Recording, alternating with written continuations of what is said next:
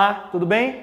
Na aula de hoje a gente vai falar sobre a concordância verbal, ou seja, como é que o verbo se relaciona com outros termos da oração, concordando com esses termos. A concordância é fundamental para a gente escrever orações sintaticamente corretas, gramaticalmente corretas e que também, obviamente, façam sentido do ponto de vista semântico. Para a gente estudar a concordância verbal, a gente tem que lembrar de algumas normas, algumas funções sintáticas dentro da língua portuguesa. Especialmente a noção de sujeito e predicado, né? Que são os termos essenciais de uma oração, ou seja, de uma sentença que gira em torno de um verbo. O sujeito se relaciona com esse predicado estabelecendo uma relação de concordância, ou seja, o sujeito, se ele estiver no singular, o verbo que introduz o predicado também vai ter que estar no singular na maior parte das vezes. Essa é uma regra básica. Se eu digo, por exemplo, que o computador está quebrado, o sujeito dessa oração é o computador. Caso eu transforme essa oração numa oração com sujeito no plural, os computadores, eu preciso também alterar o verbo. Os computadores estão quebrados. Então há uma relação de concordância entre o sujeito e o verbo. Precisamos analisar quando o sujeito é simples e quando o sujeito é composto. Isso vai nos auxiliar na identificação dessas variações de número, singular ou plural. A gente chama de sujeito simples aquele sujeito que é composto por apenas um núcleo, um elemento. Não estou dizendo necessariamente uma palavra, porque o sujeito dessa oração é a estrela. No entanto, a palavra que reúne o principal significado desse sujeito é estrela. Então a gente diz que o núcleo desse sujeito é a estrela. Se eu tenho apenas um núcleo, eu tenho um sujeito simples. Sujeito simples, verbo no singular. A estrela brilha no céu. No entanto, se eu tenho um sujeito composto, que é aquele formado por mais de um elemento, por mais de um núcleo, o sujeito, nesse caso, pede que o verbo fique no plural.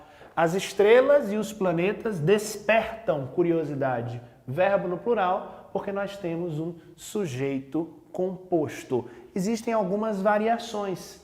Falaram a aluna e o professor. O sujeito aqui está posposto ao verbo, ou seja, depois do verbo. Nesse tipo de construção, eu posso fazer a concordância com ambos os núcleos desse sujeito composto, com o verbo no plural. Falaram a aluna e o professor. Outra construção possível é concordar com o elemento mais próximo. Dançou o cantor e a vencedora do concurso. Então, variações da regra básica, porque nem sempre o sujeito simples e o sujeito composto serão apresentados de modo tão óbvio, de modo tão fácil de ser identificado dentro de uma oração. Embora a gente saiba que a estrutura básica da sintaxe da língua portuguesa é sujeito, verbo e complemento. Então, em boa parte das vezes, nós vamos ver essa estrutura, ok? Lembrando então, sujeito simples e sujeito composto, sujeito simples, verbo no singular, sujeito composto, verbo no plural e a possibilidade de quando o verbo estiver antes do sujeito, ou seja, quando o sujeito for posposto, eu posso fazer essa concordância com ambos, falaram o aluno e o professor, ou com o elemento mais próximo, dançou o cantor e a vencedora do concurso. É claro que nem sempre serão os substantivos que ocuparão o lugar de núcleos do sujeito. Também podemos ter sujeitos formados com pessoas gramaticais. Quando eu falo em pessoas gramaticais, eu estou falando daquelas pessoas, né? Eu, tu, ele, nós, vós, eles, que são as pessoas do discurso. Eu, tu, ele, as pessoas do singular, nós, vós, eles, as pessoas do plural. Quando acontece esse tipo de relação, como aqui, nós, tu e eles, nós temos a primeira pessoa do plural, a segunda pessoa do singular e a terceira pessoa do plural. Quem é que manda nessa construção? Quem é que vai controlar essa concordância? A primeira pessoa do plural. Perceba que o verbo fica na primeira pessoa do plural. Então, o comando aqui dessa concordância vem por meio dessa pessoa, ok? Nós, tu e eles. O verbo fica concordando com a primeira pessoa do plural. E quando o sujeito é coletivo, ou seja, quando ele é manifestado por meio de uma palavra que dá ideia de coletividade, tal como a palavra grupo. O grupo de estudiosas gostou ou o grupo de estudiosas gostaram do seminário. Nesse caso, que eu especifico os elementos, os componentes do grupo, eu até posso colocar o verbo no singular ou no plural, embora a preferência seja pelo uso do verbo no singular. Os gramáticos mais tradicionais recomendam isso.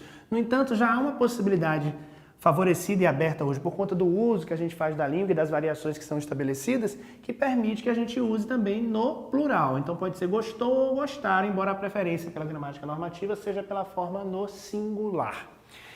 Se eu não tivesse a identificação dos componentes desse grupo, eu teria que colocar o verbo no singular. Então, o grupo gostou do seminário, jamais o grupo gostaram. Então, construções com substantivos coletivos, a gente tem que tomar muito cuidado. O povo reclamaram? Não, o povo reclamou. Embora haja uma ideia de coletividade, a palavra está no singular, logo o verbo também deve estar no singular.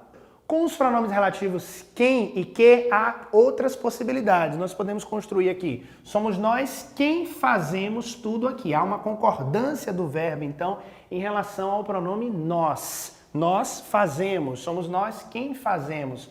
No caso aqui, nós temos uma variação com o pronome que. Fui eu que realizei a tarefa. Também há uma concordância com o sujeito eu e o verbo realizei, eu realizei, e o que aqui que também representa esse sujeito. Lembrando que os pronomes relativos têm funções sintáticas e é importante que os verbos concordem com esses pronomes relativos, tal como eles concordam com as palavras dos antecedentes relacionadas a esse pronome. Nesse caso, a relação do pronome que aqui, por exemplo, foi com o pronome eu. Então, há essa relação de concordância, por isso que o verbo está no singular, na primeira pessoa. Eu realizei.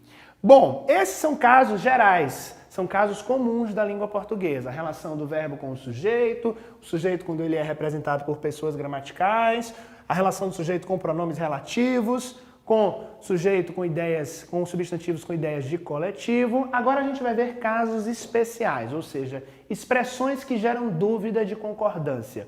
Muitas vezes essa concordância vai ser permitida de mais de uma forma ou apenas com uma possibilidade. A gente precisa ficar atento a isso. Uma expressão do tipo: a maior parte dos moradores quer ou querem uma reforma na escola do bairro. Olha só, a maior parte dos moradores quer ou querem uma reforma na escola do bairro. Qual será o certo? Os dois. Nesse caso, eu tenho uma expressão partitiva, ou seja, que indica a parte de um todo, a maior parte. No entanto, eu especifico os componentes dessa parte, os componentes desse grupo, a maior parte dos moradores. Então, eu posso dizer quer ou querem. As duas construções são possíveis. No entanto, quando eu não especifico os elementos, apenas a construção no singular é permitida. Então, com essas expressões partitivas, se não houver o determinante, singular. Uma minoria é contra. Se houver o determinante, ou seja, os componentes que se referem a essa parte, posso colocar no singular ou no plural. Expressões como uma das que, um dos que. A escritora foi uma das que mais impressionaram o público. Está correto? Está. Eu estou dizendo, na verdade, que ela é uma em meio a várias, então o verbo pode ficar no plural. Há uma variação possível, que é o uso do verbo no singular, se eu quiser enfatizar esse sujeito, essa pessoa. Mas quando eu me refiro a um no meio de vários e outros também impressionaram o público, o verbo fica no plural. Nenhum nem outro aceitou, nenhum nem outro aceitaram a oferta. Posso também colocar das duas formas. A língua aceita tanto no singular quanto no plural. Nenhum nem outro aceitou, nenhum nem outro aceitaram. Havia evidências do crime. Há uma aluna inscrita na aula de dança. Verbo haver. Independente da relação desse verbo com outro elemento no singular ou no plural, esse verbo no sentido de existir fica no singular, ok? Então, havia evidências, mesmo que o termo esteja no plural, há uma aluna. O verbo haver permanece no singular. E aí a gente tem que lembrar de um erro muito comum, que é o verbo haver no passado. Muita gente gosta de usar a expressão houveram reclamações. Haver no sentido de existir não sofre variação. Então isso aqui, galera, nunca essa construção, houveram reclamações. Não. Houve reclamações sobre a festa. Então cuidado na hora que você estiver apresentando um trabalho, fazendo uma exposição oral, ou até conversando com alguém, para não utilizar esse verbo de forma inadequada, né? Especialmente também na escrita, né? Na hora que você estiver escrevendo uma redação, tome muito cuidado. O verbo fazer, indicando tempo decorrido, também não varia. Então eu digo faz dias que não nos falamos e não fazem dias. É aquele caso daquelas orações que não apresentam sujeito e os verbos se apresentam de modo impessoal. Então faz dias e não fazem dias. Aluga-se carro, alugam-se carros. Bom, nesse caso, nessas construções passivas de caráter sintético, quando eu utilizo essa partícula apassivadora, eu posso perceber a concordância exatamente por conta do termo com o qual ele se refere. Eu posso construir essa oração na passiva analítica, colocando um verbo auxiliar e um verbo no particípio. Aluga-se carro é o mesmo de que carro é alugado. Alugam-se carros, carros são alugados. Então há uma concordância do verbo com o elemento com o qual ele se refere. Diferente de precisa-se de ajudantes, que esse se é um índice de indeterminação do sujeito. Então, nesse caso, ajudantes fica no plural, mas o precisa-se mantém-se no singular, já que a gente não sabe quem é o sujeito. Nessas construções de índice de indeterminação, a gente mantém o verbo no singular. Precisa-se de. Nessas construções com verbos de ligação, o verbo ser, por exemplo, ele vai concordar com o predicativo. Nesse caso aqui, expresso por um pronome, expresso por um substantivo. Quem é você? Isso são ameaças? Nesse caso, então, a concordância é com o predicativo. Plural, plural, singular, singular. Em relação a expressões de data, né, quando a gente vai usar o verbo ser para falar de datas, também a concordância é estabelecida com o numeral. Hoje é dia 12. Aqui eu estou usando a expressão dia, então eu vou colocar dia. Dia está no singular. Hoje é dia 12, hoje é dia 23. No entanto, por exemplo, hoje são 12 de maio. Eu posso fazer essa concordância, nesse caso, com o numeral, ok? Com a expressão dia, como a expressão dia está no singular, o verbo fica no singular. Mas com o indicativo de numeral, com o indicativo aqui da quantidade de dias, hoje são 12 de maio. Posso fazer essa concordância no plural. Em relação às horas, como é que esses verbos vão concordar, né? Eu quero chamar a atenção de vocês sobre duas coisas. Primeiro, a ocorrência da crase, marcada pelo acento grave, nas expressões indicativas de hora. O show será a 1h ou será às 3h? Então aqui, nesse caso, eu preciso utilizar a expressão com o acento indicativo da crase. Em relação a horas, o verbo concorda com o horário ao qual ele se refere. Então eu digo, é 1h da tarde. O verbo concorda com a expressão 1h. Ou são 3h da tarde. O verbo concorda com a expressão 3h. Então a relação aí é estabelecida entre o verbo e o termo com o qual ele se refere. Não esquece disso, ok? Por isso que a gente vai dizer, por exemplo, é meia-noite, é meio-dia, e não são meia-noite ou são meio-dia. Por isso que a gente chama de concordância. É preciso perceber com quem o verbo concorda, com quais elementos da oração o verbo estabelece essa concordância, para eu não colocar errado no singular ou no plural e depois virar uma grande confusão a minha frase ou o meu texto.